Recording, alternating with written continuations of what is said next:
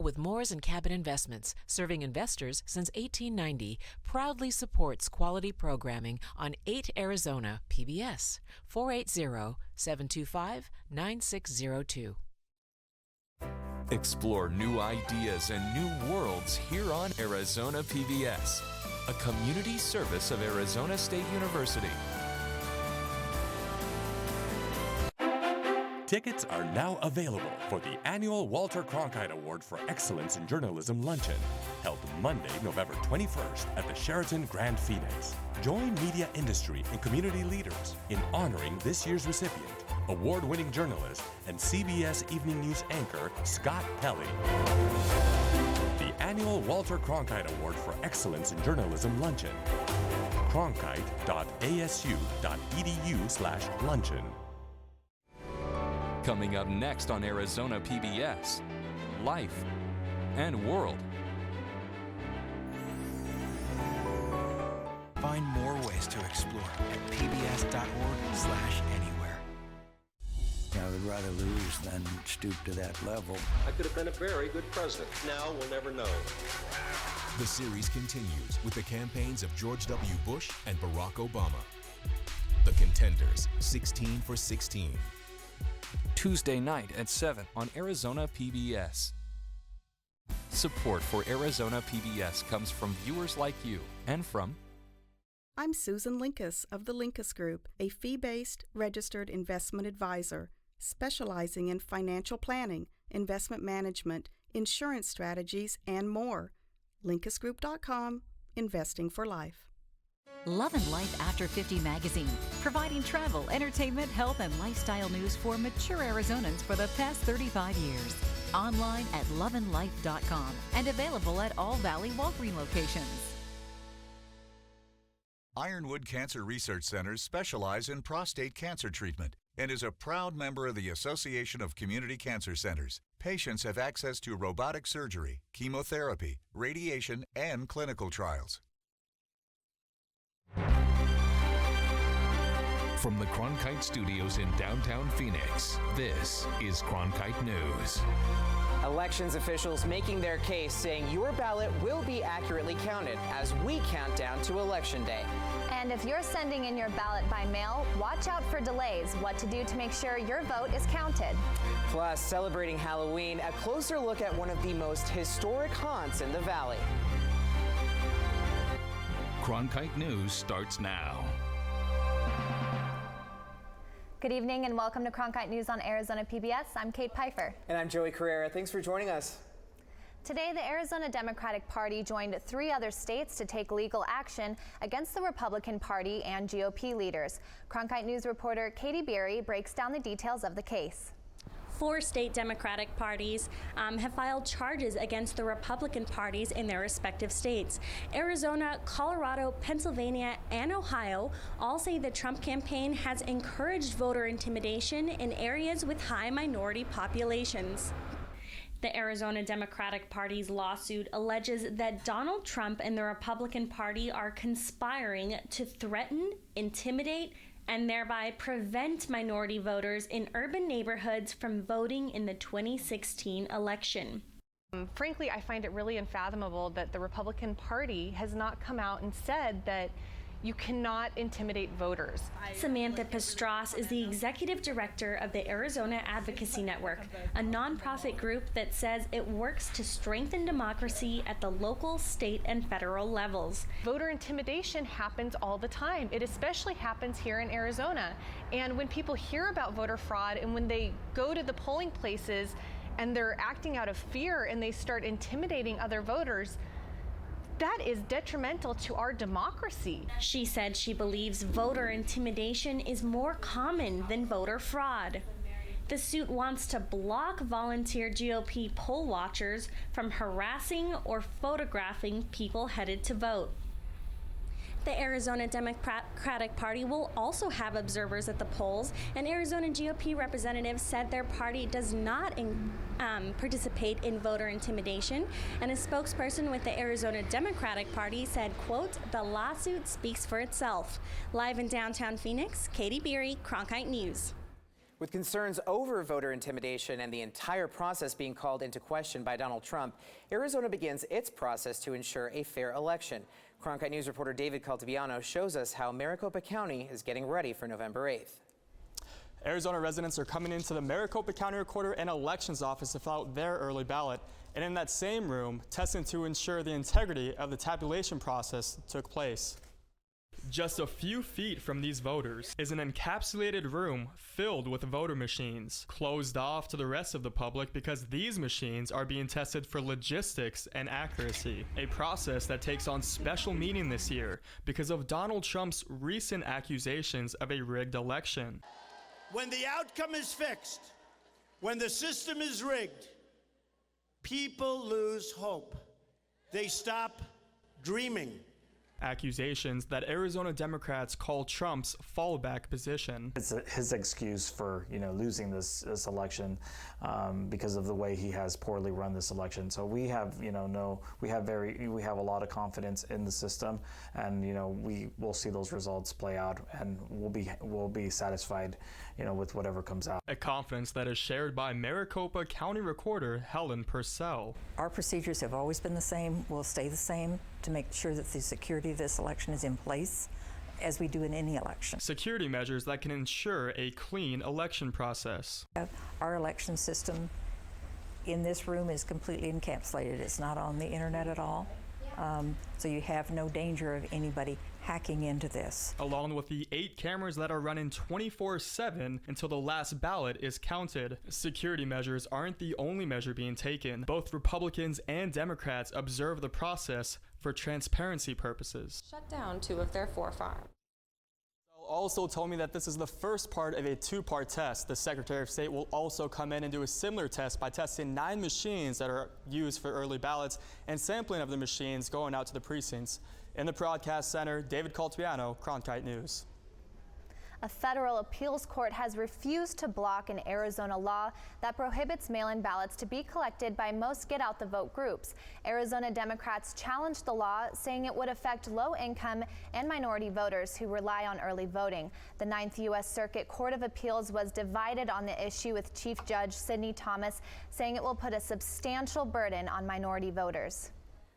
For those relying on mail-in ballots, you'll need to drop them in the mail by tomorrow if you want them to be counted on Election Day. The Maricopa County Recorder's Office says the Postal Service is taking longer to deliver mail this year than in the past. You can also drop off your early ballot at any polling place on Election Day. Late ballots will still be counted. 1.1 million total ballots have been cast in Arizona so far. That's about 44% of the estimated total number of votes expected. Voter registration in Arizona has increased by more than 5.5% since the primary in August. According to the Secretary of State's office, nearly 188,000 people registered to vote from August 1st to October 10th. Republicans lead all parties with around 1.24 million voters. Independents are close behind, with Democrats in third overall. Registration usually increases in election years, and while the numbers are high this year, they are still below what they were in 2008. 2012 Republican presidential nominee Mitt Romney is coming to the Valley on Thursday. Romney will make an appearance with Senator John McCain, who is seeking his 6th term in the Senate. The 2 Republicans will host a rally in Mesa at the Cubs spring training facility. Gates open at 5:30. The event starts at 6:30. Republican presidential candidate Donald Trump tried to make Saturday night's rally in Phoenix lucky number 7 as he looks to win Arizona and get those 11 delegates. Cronkite News reporter Jesse Canales was at the rally. The Grand Canyon state has typically been a red state, but recent polls from the New York Times and CBS show Trump with a slight lead. Arizona hasn't gone blue in 20 years since Bill Clinton, and over the weekend, Trump sped his message of building the wall as he looks to build on his lead in Arizona. This was the scene of my first major speech right after I announced that I was running for president. With a little over a week remaining, Donald Trump made a historic 7th visit to Arizona. It was his first visit to the Grand Canyon state after FBI Director James Comey announced they're reopening their investigation on Hillary Clinton's email server. This is the biggest political scandal since Watergate, and it's everybody's deepest hope that justice, at last, will be beautifully delivered. But Democrats are not too concerned about the investigation affecting Clinton on election night. Those that have supported her and those that will continue to support her, that is behind them. A recent poll of likely voters by CBS and YouGov showed Trump ahead of Clinton by 2 points.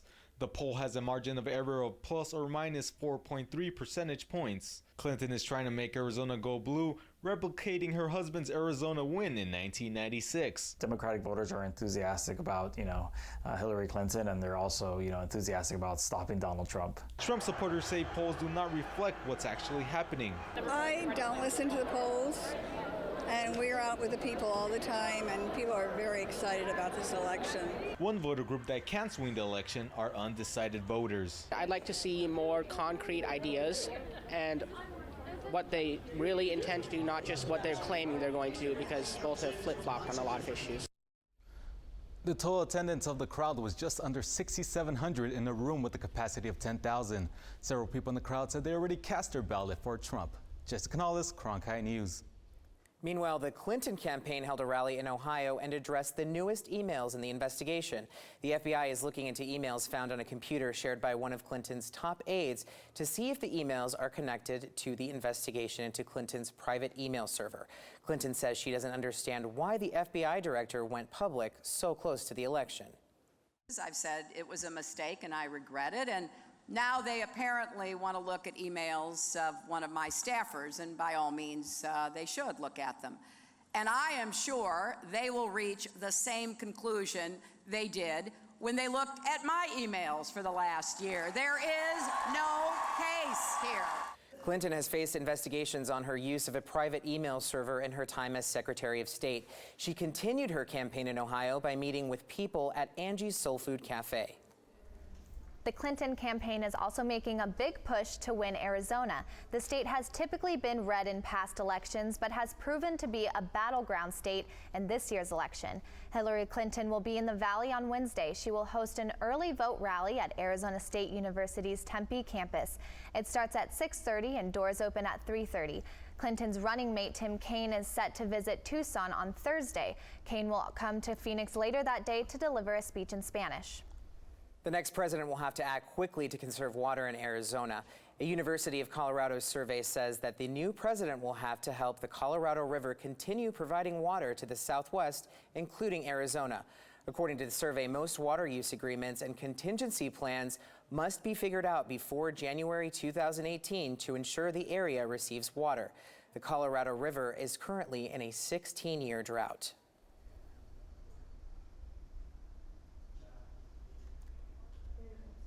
Five Arizona inmates could get new sentences. The U.S. Supreme Court is ordering the state to review the life sentences of 5 convicted murders because all 5 inmates committed the crimes before they turned 18.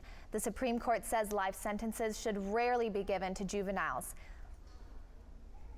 Arizona farms have been moving to smaller plots in recent years. Coming up on Cronkite News, why farmers are disappearing and how local farmers are adjusting. Plus, how Grand Canyon University is continuing their transition to D1 with new facilities. I think I finally found my hallelujah. I've been waiting for this moment all my life now. All my dreams are coming true, yeah. I've been waiting for this moment. It's good to be alive right about now.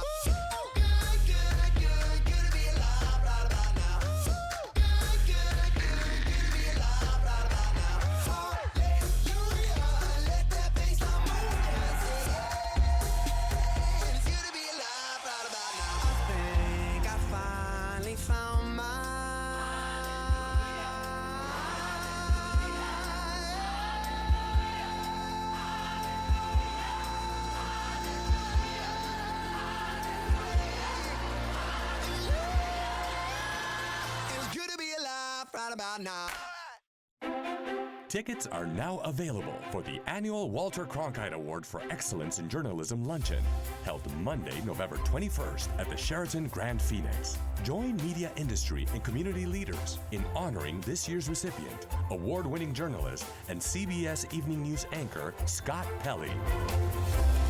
The annual Walter Cronkite Award for Excellence in Journalism luncheon. cronkite.asu.edu/luncheon. Farms in Arizona are shrinking. According to the USDA Census of Agriculture, Arizona farmland has steadily declined for the past 20 years. As Allison Hoskins reports, the allure of money from selling or just the struggle to keep the farm going are causing farmers to decide sell off parts of their land or shut down completely. The Kerr family has been farming in Arizona since the 1940s. They started near Tempe, but as the city began to develop, they moved across the valley to the more rural Buckeye. Over the years, they've shut down 2 of their 4 farms. I was at the stage where farming and my dairy either needed to grow or get out. And it was to the point that I was just ready to get out. David Kerr says Phoenix used to have some of the most fertile farmland, but developments have forced farms to relocate to the edges of the valley. The trouble is, we're being pushed out into areas where water is actually a shortage. The farm ground's not as good. It's desert land that's being converted into farms. According to the Arizona Farm Bureau, most farms in Maricopa County are less than 10 acres, but dairy is still Arizona's leading agricultural product. One Kerr farmer says smaller can be better. When you look at the data, back in 1940, in the United States, there was 26 million dairy cows. Today, there's less than 9 million dairy cows. And with those 9 million dairy cows, we're producing more than twice the amount of milk that they had with 26 million dairy cows. Wes Kerr, David's nephew, said there are many reasons for better efficiency. The combination between better feed, better animals, better genetics, and then the environment that we get to keep the animals in. With all that efficiency, we need less cows to produce more milk. Jerry Kerr sold his dairy and now works for the Department of Agriculture. He's also seen decrease in land and crops from Casa Grande to the Colorado River. Oh, it's definitely decreased. When I started with the organization I'm with now, there were almost 300,000 acres of cotton. This year I had 43,000. While farmland is shrinking, farming is a lifestyle that's hard to leave. You talk to any farmer and he would probably tell you the same things I'm telling you. It's just a matter of fact type thing. I don't know anything else and don't want to. Our state has a rich history of farming and ranching. They're even part of the state's 5 C's: cotton, cattle, climate, citrus, and copper. Live in downtown Phoenix, Allison Hoskins, Cronkite News. Grand Canyon University is in their final transition year to the NCAA Division I. As a part of that, they're building 10 new sports facilities on campus. Cronkite News reporter Alicia Gonzalez was on the field for their first game of the season. Grand Canyon University is putting a lot of money into developing its sports programs. This new soccer field is the first facility to be renovated. These fans aren't the only Lopes who are thrilled for the new stadium. GCU men's soccer forward Damian German said the field had quite the impact on the team. The expectations are much higher, you know. We actually want to come out here and win, and we actually have a lot of support that I don't think we had last year. It's great. Right now, GCU has the only Division I men's soccer team in the state. Our whole goal now is to prepare our team and play the best we possibly can, so when we are NCAA eligible, that we'll be knocking at door and hopefully getting an NCAA bid. GCU is in growth mode, and this soccer field is just one of the 10 new facilities that it's building over the next 2 years as it transitions into its NCAA D1 status.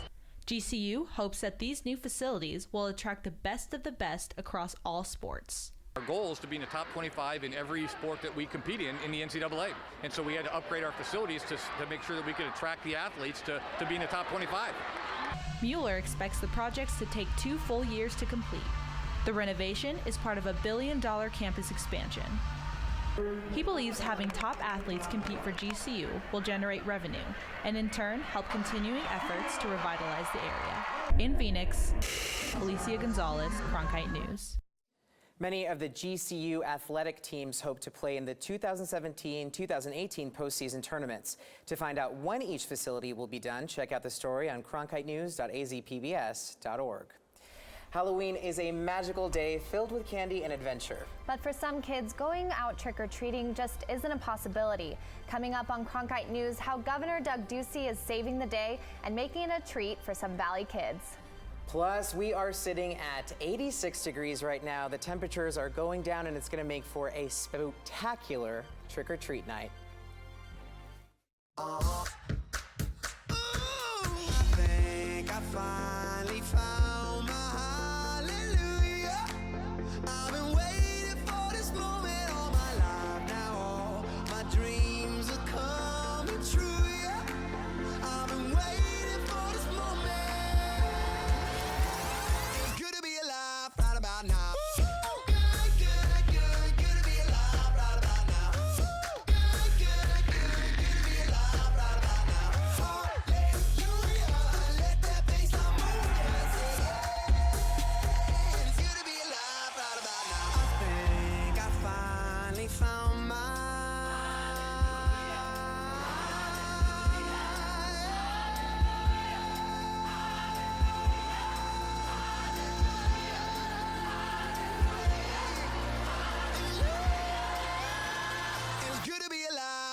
Now. Tickets are now available for the annual Walter Cronkite Award for Excellence in Journalism Luncheon, held Monday, November 21st at the Sheraton Grand Phoenix. Join media industry and community leaders in honoring this year's recipient, award-winning journalist and CBS Evening News anchor Scott Pelley. The annual Walter Cronkite Award for Excellence in Journalism Luncheon. cronkite.asu.edu/luncheon. Well, Governor Doug Ducey was at the Phoenix Children's Hospital showing his sweet side to some deserving kids. Ducey cheered up the kids with goodie bags filled with Halloween treats. He said he wanted to bring a little magic to the children and their families. What we wanted to do is have a reverse trick-or-treating, bring the treats in here for the kids, have some fun, have a gathering, a little party, and Phoenix Children's Hospital does such a phenomenal job. These are wonderful kids and wonderful parents, and we have this great treasure in our community, and we were happy that we were able to bring them some treats and sweets that they're going to be able to enjoy. The kids dressed up in costumes and loaded up on candy despite being in the hospital this Halloween. The Peoria Police Department has a few tips to keep in mind as you take your kids trick-or-treating tonight. They recommend wearing costumes that are bright and using glow bracelets or necklaces to be more visible. They also say to check all candy for expiration dates before giving it to your kids. And drivers, remember to take it slow out there in the neighborhood tonight. Meanwhile, those trick-or-treaters have to hurry and get those goodies back into the air conditioning. We're wrapping up a warm October, and Joey Carrera has our forecast. That is correct. So this month has been extremely hot. We've actually broken 4 records, and we've had 26 consecutive days of temperatures above 90 degrees, not to mention the latest day ever to hit 100+ degrees. So if you've noticed outside though today, it's been cloudy 1 minute and then it's been sunny the next, and it's not some sort of hocus pocus. There is a Pacific jet stream that's coming in across our state right now, so that's going to last until about Tuesday evening. So it will be sunny 1 minute and it'll be cloudy the next, but we can handle it for 2 more days. Looking at temperatures across the state, you'll see that in Phoenix right now, we're sitting at 84, all the way in the 80s in Tucson as well, 79 in Yuma. In the northern part of our state though, much cooler, 59 degrees in the Grand Canyon, 57 in Flagstaff. And if you're heading out to trick or treat tonight, you'll notice that at 5 p.m. things are going to start cooling down. 85 degrees. By 7, we're going to creep down to 82, and by 9, it's going to be a chilling 77 degrees. Now, for the rest of the week, though, we'll take a look and see that we're going to be in the 80s as usual, but on Thursday, there's a 20% chance of storms, so make sure that you prepare for that. That might trail into Friday as well, but that's only a 10% chance. The rest of the week as well, we'll see 86 degrees. So that's our forecast. Everything's looking cooler. And speaking of cool, looks like there's some awesome carving going on, Kate. That's right, Joey. Some scientists at NASA are taking pumpkin carving to the next level. Pumpkins were carved to show everything from Star Wars to flying cows. The carved pumpkins took on many different characters. One pumpkin even represented the solar system. But the 2 most impressive carvings showed the faces of Hillary Clinton and Donald Trump. And are you afraid of the dark? Coming up on Cronkite News, where you can find ghosts haunting the streets of Phoenix.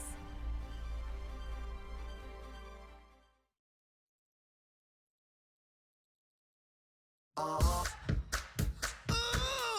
think I finally found my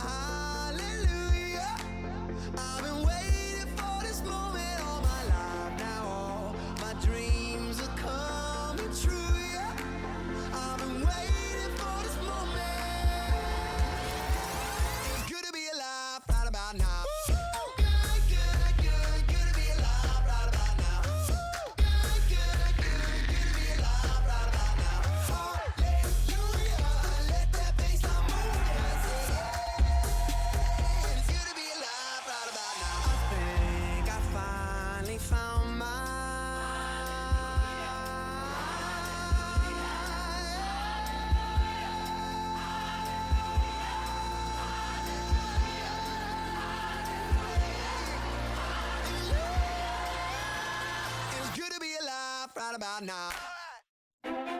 Tickets are now available for the annual Walter Cronkite Award for Excellence in Journalism Luncheon, held Monday, November 21st at the Sheraton Grand Phoenix. Join media industry and community leaders in honoring this year's recipient, award-winning journalist and CBS Evening News anchor Scott Pelley.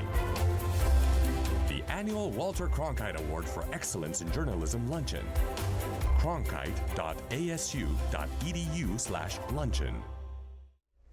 Halloween and ghost stories have always gone hand in hand, and even though we're a younger city, we still have our share of spirits. Cronkite News reporter Danielle Kernkamp visited one location in Phoenix that's filled with spooky history.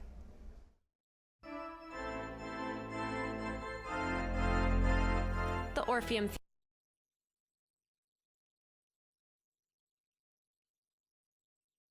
There's something here, a presence.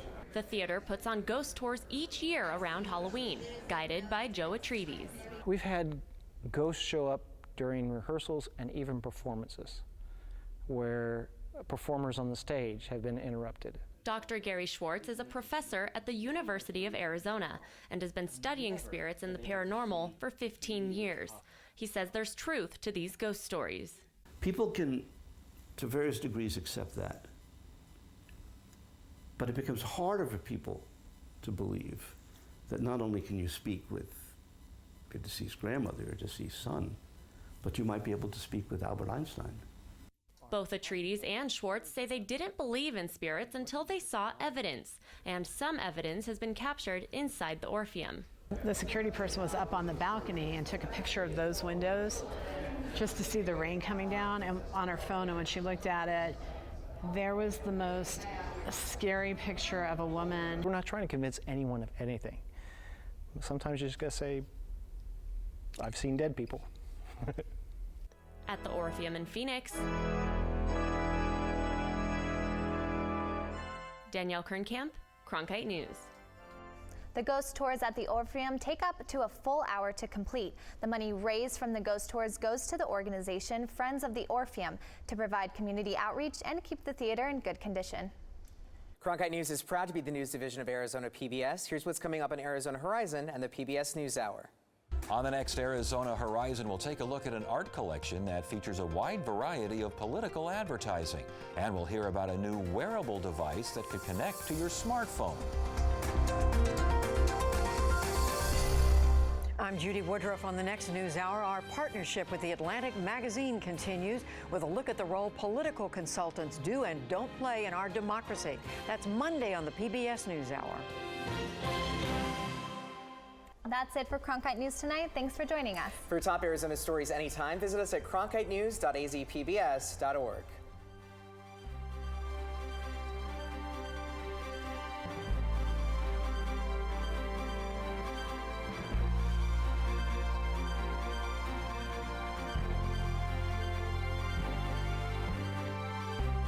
Support for Arizona PBS comes from viewers like you and from...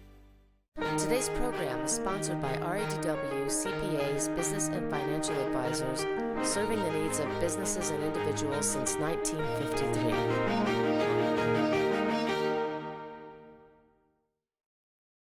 Friendship Village Tempe, a retirement community for over 30 years, offers independent living with residency options, lifelong learning classes, as well as continuing care. Information at friendshipvillageaz.com. Explore new ideas and new worlds here on Arizona PBS, a community service of Arizona State University.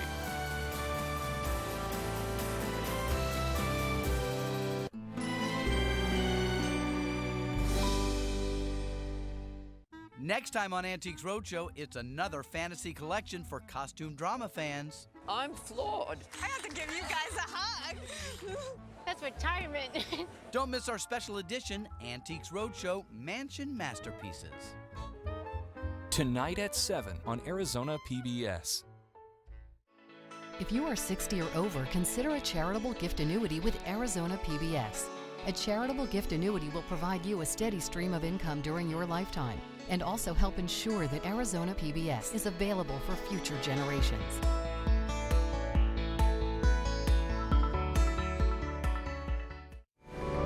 Coming up next on Arizona PBS, Life and World. Find more ways to explore at pbs.org/anywhere.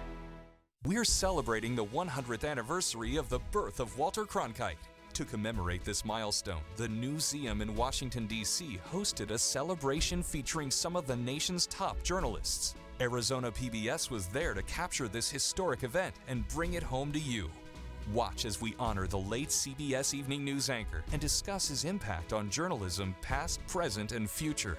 Join us for the Walter Cronkite Centennial Celebration, Friday at 8 on World and Sunday at 6 on Arizona PBS.